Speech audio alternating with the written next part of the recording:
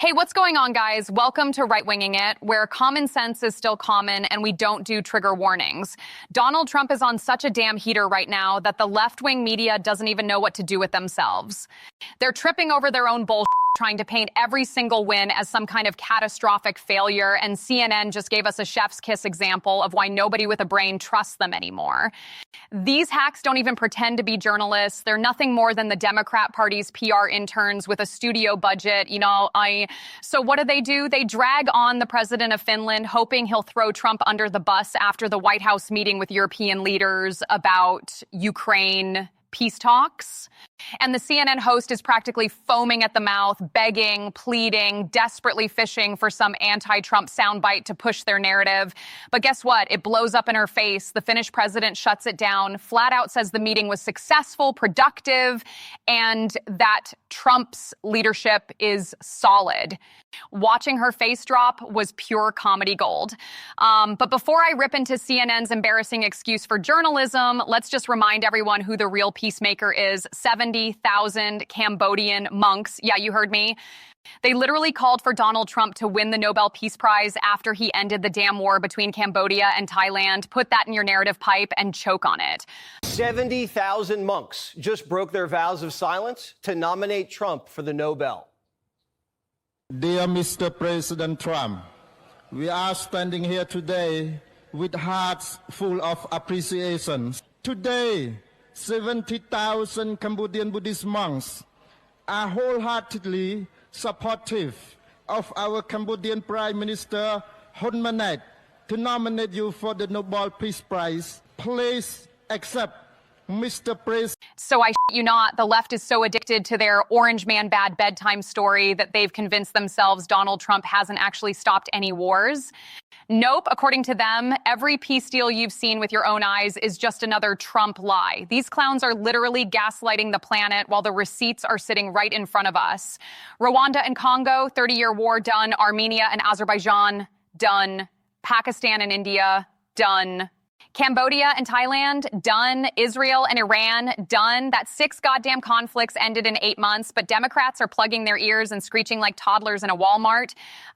But that's the left for you. They'd rather live in their fantasy bubble where Trump is some fascist cartoon villain than admit reality. Their entire fragile little identity depends on opposing the big bad dictator. If they actually admit he's a peacemaker, then what the hell does that say about them? That their whole worldview is a giant steaming pile of bullshit. And that's exactly why CNN looks so pathetic here. They drag out the president of Finland, desperately trying to wring out some Trump is bad soundbite. The host is practically begging, pathetic, embarrassing, cringe as hell. And she gets absolutely wrecked when the Finnish president tells the truth. The meeting was successful, productive, and yeah, Trump's leadership worked. So at one point in this meeting, you're in the room across from Trump. You're sitting next to President Zelensky. And Trump at one point calls Putin in a call that Russia now says was 40 minutes long. I'm so curious, Mr. President, was there any conversation in the room about that call? Did Trump talk to you beforehand about it or after he got off the phone with Putin? Oh, yeah, definitely. I mean, this was very much a day of Team Europe and Team US together supporting Ukraine. So first, us Europeans, we had a pre-meeting, and then after that, Zelensky had a bilateral meeting with President Trump. And then we spent the better part of 4 hours together with President Trump sussing out what we can do next. And one of the plans was for President Trump to tell President Putin basically what we had decided in the meeting. So yes, it was very coordinated and very constructive. So here's the setup. CNN's little spin artist tries to paint this fantasy where Donald Trump secretly cut some shady backroom deal with Putin to screw over Ukraine. She straight up implies Trump's running some Bond villain phone call with Vlad, plotting in the shadows. And then to really hammer home her little conspiracy, she asked the president of Finland if Trump shared the details with him, basically fishing for a big fat "we don't trust Trump" headline. And what happens? Total faceplant. The Finnish Finnish president shuts it down instantly. He's like, yeah, of course, Trump shared the details. It was constructive, it was cooperative, and it was productive. Boom, narrative demolished. You could almost see her soul leave her body on live TV.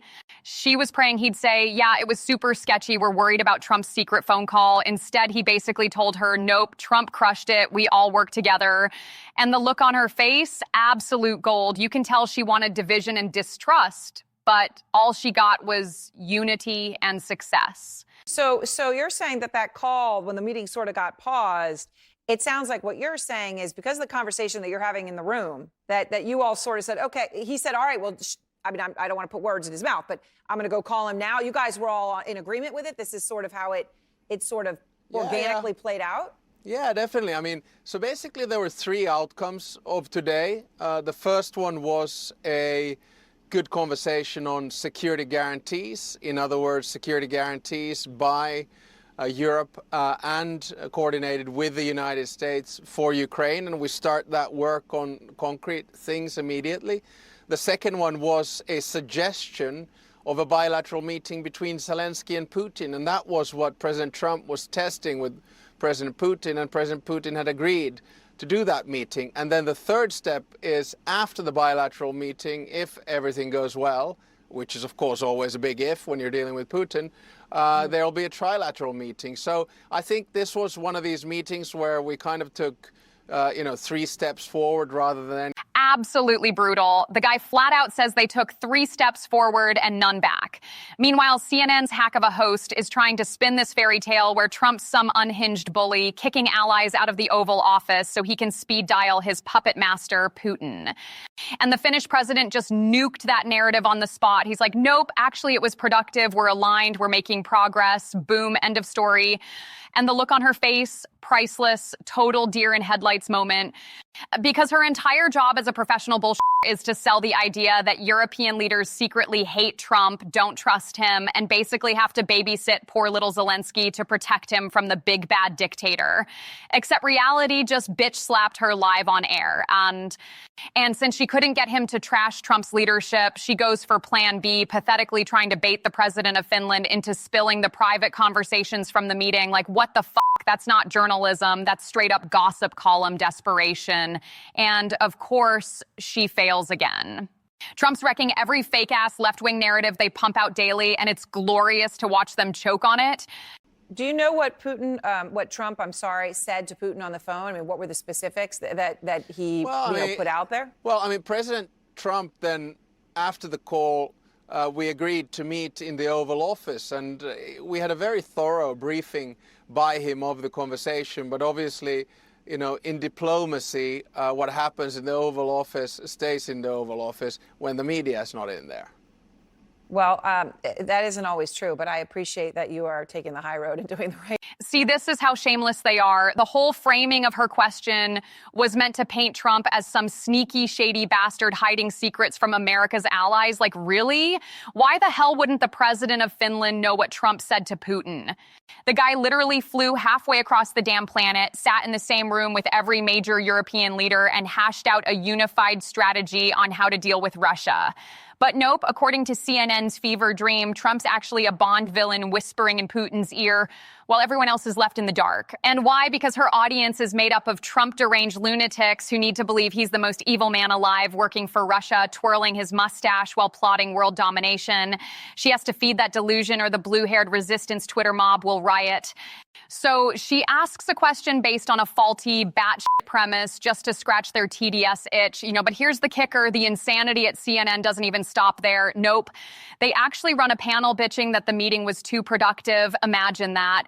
Trump does the impossible, gets everyone on the same page, and the media cries because peace doesn't fit their doomsday script. Absolutely pathetic. The fact that he feels he's got to check in with Putin right away still feels like Trump needs Putin's approval in a way that's got to be very disturbing to Zelensky sitting there. This isn't CNN's first rodeo. They should know the first time Putin and Zelensky talk, should be face-to-face, not on... And here's the kicker. This is exactly why Democrats are so goddamn useless. That CNN clown basically admitted she thinks government should always drag its ass. Her idea of responsible leadership is to waste days, weeks, maybe months dithering around while 1,000 people are dying every single week. Trump? He cuts through the bullshit. He gets the leaders in the room. They all agree on what needs to be said to Putin. And he goes, fine, let's call him right now. That's efficiency. That's productivity. That's why normal people like him, because he doesn't treat war like some bureaucratic group project with endless deadlines and bloated budgets. Of course, CNN spins it like, oh no, Trump just couldn't wait to run off and get Daddy Putin's approval. Give me a break. The guy literally took the meeting, made a deal with Europe's biggest leaders, called Putin to deliver it, then brought everyone back in the room to review. That's called leadership. That's called results. But to the left-wing media, it's treason because they can't stand the thought of Trump actually succeeding. And if that wasn't insane enough, here comes fake-ass Walter Cronkite over at MSNBC saying the whole meeting was just a pointless distraction from, wait for it, Jeffrey Epstein. Yeah, that's the galaxy brain take they landed on. Absolutely pathetic. Well, it was another successful day in the White House for the president. That president was, of course, Volodymyr Zelensky. President Zelensky, the most heroic European leader of the 21st century, went to the White House today surrounded by 7 other European leaders, including 5 European heads of state, to prevent Donald Trump from doing something crazy. That was the whole purpose of their trip. And once again, President Zelensky and the European leaders succeeded. Donald Trump did nothing crazy today about Ukraine, and only today. We don't know what happens tomorrow. But that is what a successful day looks like now in a White House, which used to be occupied by presidents who tried to prevent Russian dictators from doing something crazy. Success for Donald Trump today was measured in how much his not doing something crazy on Ukraine could distract attention from Donald Trump's long friendship with child rapist Jeffrey. And here we go, Jeffrey Epstein. The thing that pisses me off the most about fake Walter Cronkite, a.k.a. Lawrence O'Donnell, is that unlike the rest of the Trump deranged media clowns who are at least openly frantic and hysterical, Lawrence pretends he's this calm, collected, serious journalist. He puts on that fake-ass stoic face like he's some relic of the old school, just the facts newsmen. But don't buy it. He might be the biggest propaganda peddler of them all. I can't remember a single goddamn honest word that's ever come out of his mouth. These people literally can't accept that Trump isn't the devil because their entire identity, their entire careers, their entire fragile little egos are built on the idea that orange man and bad. If they admit even once that he's effective, that he's doing good, it all crumbles. And then NBC jumps in with their own clown show, interviewing the president of France, trying to bait him into saying Trump's a fool for believing Putin actually wants to make a deal. Same playbook as CNN, same desperate setup, and just like before, it blows up in their faces. These hacks can't win because reality keeps wrecking their narrative. I have to ask you, President Trump was overheard on a microphone talking to you, and he said, quote, I think he wants to make a deal, meaning Putin. I think he wants to make a deal for me. You understand that? As crazy as it sounds. What went through your head when he said that to you? I think if, at the end of the day, if we have a deal which is compliant with this long-standing and robust peace, this is a great news. And your president, indeed, is very confident about the capacity he has to get this deal done, which is a good news for all of us and can break this, I would say, this daily killings, which are the responsibility of the Russian aggressor. So I think this is great news, and here's why.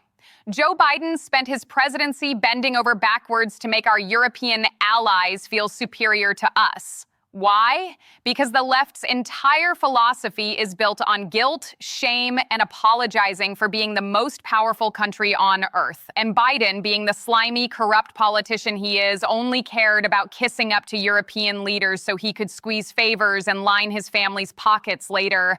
Now contrast that with Trump. He doesn't play that weak, groveling game. He's unapologetically America first. And you know what? They might not like it, but they damn sure respect it. You can see it not just in their words and the praise they heap on him, but in their actions, trade deals, NATO commitments, actual policy shifts. For the first time in decades, Europe is following America's lead because they finally get it. This peaceful, democratic world only exists because of the strength and might of the United States. If America backs away militarily or economically, their nations crumble. Period. And that's exactly why, despite every pathetic attempt by Democrat media hacks to bait European leaders into trashing Trump, all they can do is praise him and applaud his leadership. That's the difference between weak-ass Biden begging for approval and Trump commanding respect. If you guys enjoyed this breakdown, smash that like button, hit subscribe, and ring the damn bell so you don't miss the next one. Drop your thoughts in the comments. Catch you in the next video.